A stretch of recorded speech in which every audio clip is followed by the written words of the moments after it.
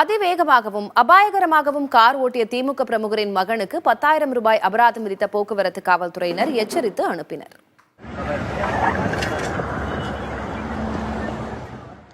மீஞ்சூர் வண்டலூர் வெளிவட்ட சாலையில் கும்மனூர் அருகே திமுக கொடிகளுடன் சொகுசு கார்கள் ஆபத்தை ஏற்படுத்தும் விதமாக சென்றுள்ளன. கார் மேற்கூரையை திறந்துவிட்டு நின்றபடி சென்ற இளைஞர்களால் பரபரப்பு ஏற்பட்டது. திமுக கொடி கட்டப்பட்ட கார்களின் பதிவெண்கள் மூலமாக குற்றவாளிகள் 4 நபர்களை பிடித்து காவல்துறையினர் விசாரித்தனர்.